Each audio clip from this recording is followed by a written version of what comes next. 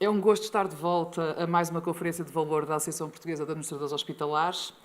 Para dar início aos trabalhos, convido desde já Ernesto Bragoat, do Hospital Clínico de Barcelona, para nos falar sobre a organização e gestão de operações num serviço de urgência. Professor.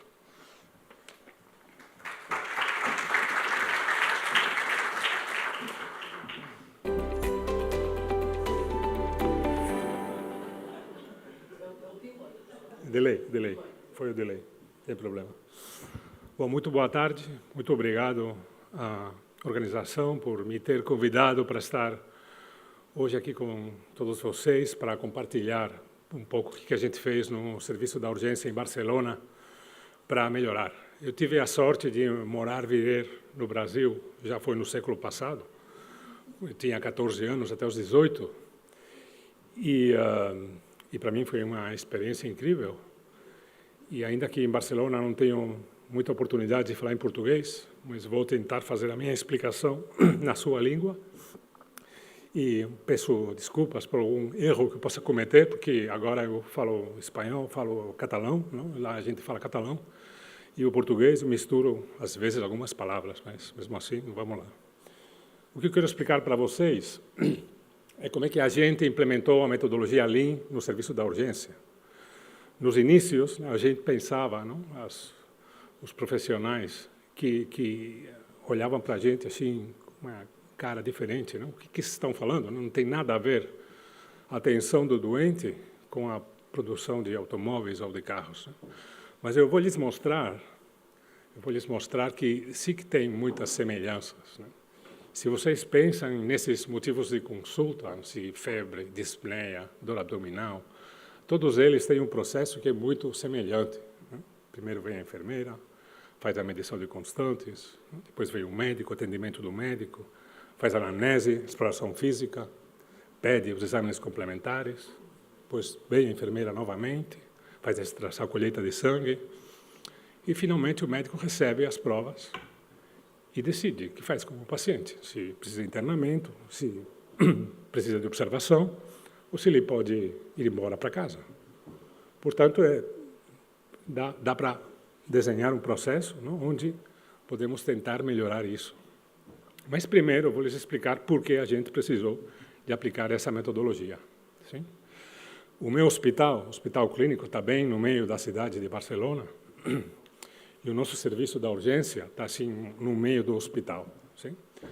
É um edifício provisional, há 42 anos que é provisional, e tem esta distribuição em 7 andares. Não tem um serviço da urgência, acho que no mundo inteiro, que seja vertical. Isso é pouco eficiente. Mas como era provisional, foi feito assim. Com a introdução da triagem, a gente fez os diferentes níveis da triagem pelos andares. Essa distribuição pode ser boa se mais ou menos o número de pacientes que você recebe cada dia é o mesmo. Mas não é bem assim. Eu tenho que prestar atenção no andar 2, no nível 3 de medicina, que é onde a gente aplicou a metodologia. Tá? No ano de 2014, mais da metade dos pacientes que nós atendemos, 95 mil no total, mais da metade foram do nível 3, sim? Do cor amarelo, com a triagem de Manchester, que eu acho que é as que vocês utilizam aqui em Portugal. E desses 52%, 25 mil, mais de 25 mil, precisaram atenção no nível 3 de medicina, no segundo andar. O nosso segundo andar, é esse que vocês estão vendo aqui o mapa, nosso segundo andar tem, por um lado, à esquerda, 8 boxes que podem ser extensíveis, com uma capacidade até 16, e do outro lado, 5 boxes mais, alguns dos quais também podem ser duplicados. Então, um total de 31 metros. É fácil imaginar, não? A nossa preocupação para dar uma atenção adequada a 25 mil pessoas em só 31 metros e um pouco mais de 18, 19 boxes com macas, todos com macas, deitados em macas. Portanto, a consequência disso foi que, com esses 25 mil pessoas, a percentagem de cumprimento do objetivo, não, segundo não, o grupo português de triagem, para o nível 3, para o cor amarelo, devia de ser inferior a 60 minutos. A gente só conseguiu isso na metade, pouco mais da metade, 53% dos pacientes. E o que é pior, quase, depende dos meses, tinha meses que quase os 5% dos pacientes saíram da urgência sem ser atendidos. Obviamente, a satisfação do pessoal é realmente baixa. Não? Tem que esperar muito para receber o primeiro atendimento do médico. Bom, estamos no ano 2014, né? Eu já expliquei, não, a nossa dramática situação. É aí que a gente pensou, tem que fazer alguma coisa, pois vamos aplicar o Lean, sim? Para ver o que a gente pode melhorar. Importante do Lean, na sua forma mais simples, vocês têm que distinguir o processo desde que o paciente chega na urgência até que o médico decide se vai embora ou precisa ficar, e tem que diferenciar as atividades que agregam valor, que acrescentam o valor, daquelas que não. Aquelas que não, nós vamos chamá-las desperdício ou muda, em japonês. Depois, tem que medir a duração das atividades, tem que saber a percentagem de tempo de cada uma delas, para entender quanto você pode ganhar com aquelas que agregam valor. E eliminar o máximo possível de desperdício. Se você fez isso bem feito, vai conseguir que a percentagem do tempo que aporta valor, que agrega valor, vai aumentar, e se não for bem feito, não vai conseguir. Como é que se faz isso? Vamos supor, num esquema, que o nosso processo tem uma duração total de 100 minutos, com diferentes partes ou subprocessos de 5 minutos. Se você pode distinguir aquelas que agregam valor daquelas que não, sim? E você tem a duração de cada uma delas, você pode tentar eliminar aquelas partes do processo que não aportam valor para o doente. Esse é o resumo, né? Você pode fazer um processo mais curto e, portanto, a sua eficiência vai aumentar. Como é que a gente fez? Precisa da metodologia, obviamente, mas o mais importante é a implicação do pessoal, o compromisso, porque a gente, no início, pensa que essa metodologia o que está pensada para reduzir lugares de trabalho, e não é assim. A gente está falando de processo, como melhorar o processo, não de reduzir o pessoal. A primeira parte foi desenhar o processo, esse é o esquema como a gente fez. É muito importante a participação de todos os escalões, não somente os médicos, enfermeiras, sino também todo o pessoal auxiliar, pessoal administrativo, e desenhamos todos os passos do processo para saber quais, para nós, quais eram que aportavam valor e quais não. Sim? Aqui estou eu, na imagem da sua esquerda, 10 anos mais jovem, discutindo o que é desperdício e o que não. E a importância de todo o pessoal é importante, todos os escalões participando, discutindo que partes do processo podem ser eliminadas e quais não.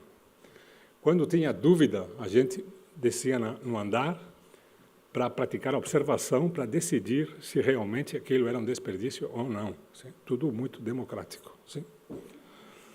E esse é o resumo final, não? De todas as diferentes mudas ou desperdícios que a gente achou no nosso processo e que podíamos tentar eliminar.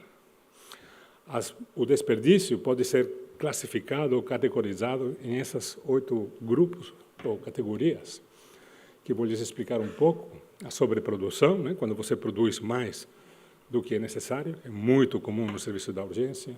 A espera provavelmente é o desperdício mais importante na nossa urgência. O transporte, processamento ineficiente, o excesso de inventário, muito frequente também. A movimentação desnecessária, como é que os profissionais vão arriba, abaixo. Os defeitos, os retrabalhos e o potencial humano, a importância de escutar as ideias dos outros escalões para ver como é que a gente pode melhorar o processo. Alguns exemplos e algumas soluções. Sobreprodução, né? Quando o médico pede, não pede as solicitações lá de laboratório ou de imagiologia e não tem a capacidade de resposta e, portanto, tem que se acumula esperando. A espera, não tem um auxiliar, não tem a capacidade de poder transportar o paciente até a imaginologia para fazer a imagem. o excesso de inventário, né? Quando você não consegue saber exatamente as necessidades reais daquele dia e, portanto, tem uma tendência à acumulação, né? Por precaução. O transporte, né? Como é que a movimentação dos doentes de um lado a outro de uma maneira desorganizada, né? Sem uma sequência que tem utilidade clínica, né? E o paciente vai de um box para o outro. A movimentação, não? Como o pessoal na urgência vai de um lado para outro, não? Sem nenhuma lógica, uma movimentação reativa. Não? Por exemplo, o médico, no caso do residente, o médico em formação, ele atende um paciente, precisa falar com a família, o acompanhante, para esclarecer o que aconteceu e pede, não, para o administrativo que chame a família. No entanto, ele faz uma outra tarefa. E quando está fazendo outra tarefa, tem que ser interrompido, não? Porque chegou a família, volta para trás para falar com a família. Então, uma possível solução é que quando você entra no box, a família esteja lá. E não precisa, não? Ganhou um tempo, não? De uma situação que você conseguiu melhorar. Enfermeira, não? A enfermeira passa muito tempo procurando, cadê o carro o carrinho do eletrocardiograma? E vai procurando pela urgência onde é que está o carrinho do eletrocardiograma. A gente chegou à conclusão que uma boa possibilidade era fazer um sinal no chão, não? E o carrinho está sempre lá. Todo mundo sabe onde está o carrinho do eletrocardiograma. E não precisa andar procurando pela urgência, cadê o carrinho? Essas são duas imagens de como é que se pode fazer uma punção lombar na urgência. Eu não vou entrar qual é a abordagem correta. Mas o que sim é importante é que precisa de uma sistematização, não? Para saber como é que a gente vai fazer uma punção lombar na urgência. E todo mundo tem que fazer lá do mesmo jeito. Isso é importante. E, finalmente, os defeitos dos retrabalhos. Não? Tem as correções com a medicação, né, que podem dar lugar a muito erro. Não? Isso é um aspecto que pode ser melhorado. E depois, né, quando o auxiliar vai transportar o paciente para a imaginologia, chega lá no box e a enfermeria está fazendo algum procedimento, portanto, tem que esperar. Volta para trás e espera. Não? A gente chegou à conclusão que o melhor é que fosse a enfermeira que põe a solicitação da imaginologia na gaveta do auxiliar. E até que ela não faz isso, o auxiliar não vai transportar o paciente. E, portanto, a gente aí ganhou um tempo. Essa foi a nossa new standard, como é que a gente pensou que era bom trabalhar. A gente fez equipas, sim? Equipa de médico e enfermeiro, que tinham os boxes específicas para cada equipa. O tempo de staff por paciente foi de 40 minutos, que a gente mesurou. Um paciente por box cada 40 minutos e o tempo máximo no box de 160 minutos. Tem uma gestão visual de todo o processo, qualidade à primeira, sem retrabalho. Cada equipa tem a sua computadora. O carrinho de enfermagem, como já expliquei, é atribuído a cada enfermeiro. E é permitida a entrada do familiar do paciente no box. E assim é como é que a gente começou. E esse é o esquema visual do que eu expliquei para vocês. O trabalho é simultâneo, né? A enfermeira está fazendo e o médico também, né? Não um depois do outro. Isso permite que o processo seja mais curto e, portanto, aumenta o que é o valor. Sim? No outubro de 2015, a gente já fez há quase 10 meses que tinha implementado a nova metodologia, nós tivemos um aumento da assistência de quase uns 6%, mas, mesmo assim, a gente conseguiu diminuir a espera em 43%, 44%, qual é considerável, e o tempo de permanência do paciente no box diminuiu em 30%. Portanto, acho que os resultados foram muito bons com a aplicação da metodologia. Desafortunadamente, nos anos que vieram, o número de pacientes continua aumentando e já no 2023 nós atendimos no nível 3 de medicina quase 10.000 pacientes mais por ano, a qual coisa obrigou a gente a implementar uma quarta equipe Lean para tentar dar resposta a isso. Se bem agora nosso principal problema é que não temos mais espaço para poder atender os pacientes. E a direção do hospital está tentando comprar um novo terreno para fazer um novo hospital perto, porque a gente não tem mais capacidade. Mas isso já é um bate-papo para outro dia. Então, para mim, acho que é importante, né, que na urgência a gente tente definir bem, desenhar bem qual é o processo, dessas partes do processo, distinguir quais realmente agregam valor, acrescentam valor daquelas que não. Importante também saber o tempo de duração de cada uma destas atividades, para tentar eliminar o máximo possível aquelas que são um desperdício, sem esquecer a importância do trabalho em equipe e da participação de todos os escalões que formam parte do serviço da urgência. Foi tudo. Muito obrigado pela sua atenção.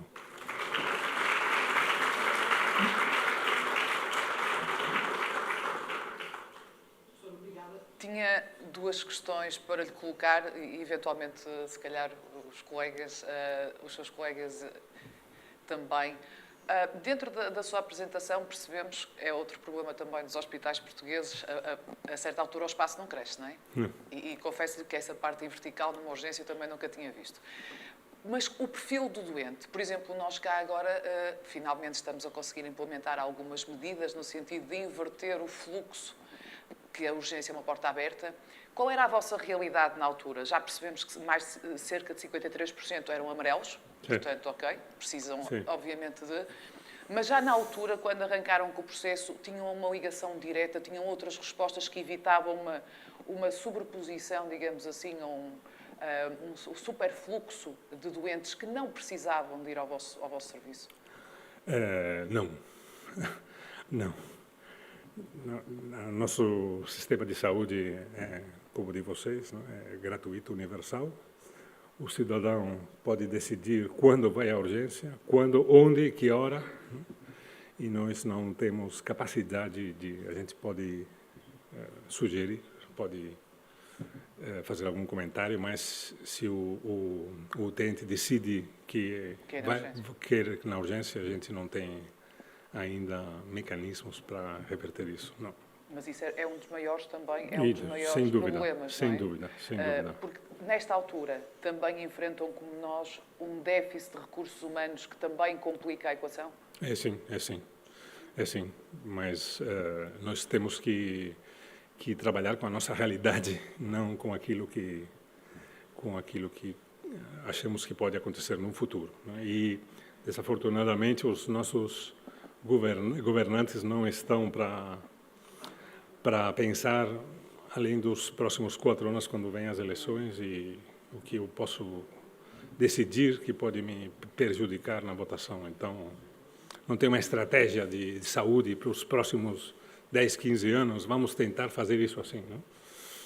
Então, para nós, no meu hospital e nos hospitais de Barcelona, a situação é muito parecida, não? E ainda mais que a população tem aumentado muito, em Barcelona, muito. Não? E a patologia também. A patologia também, mas tem muita gente de fora que também não conhece muito bem como é que são os mecanismos e que acha que, se está se sentindo mal, precisa de uma resposta imediata. Então, o melhor é ir para a urgência. E em termos das equipas, de todas, incluíram todos? Mas incluíram todos? Desde os administrativos, como disse, aos auxiliares, enfermeiros? O verdadeiro brainstorming. Sim. Mas sabemos que às vezes a mudança cultural, mesmo a nível interno, é difícil.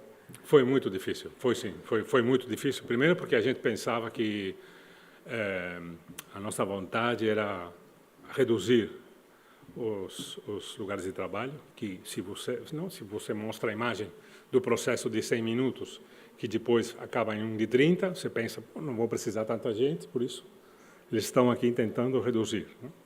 Foi difícil explicar para o pessoal que realmente não era essa a vontade, que o que a gente estava tentando era ser mais eficiente. E depois sempre tem que considera que sempre fiz assim, agora porque tem que cambiar, né?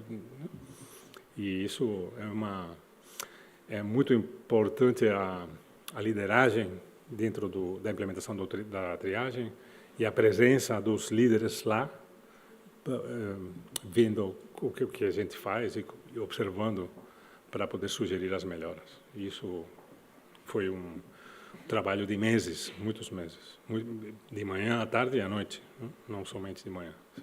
Mas incluir todos no processo, todos, sim, sim. desde as ideias à responsabilização, Tudo. foi determinante. Sim. Sim, muito importante. Sem eles ou elas não é possível. Alguém quer colocar alguma questão ao professor Ernesto? Não? Professor, muito obrigada. Obrigado. Obrigadíssima.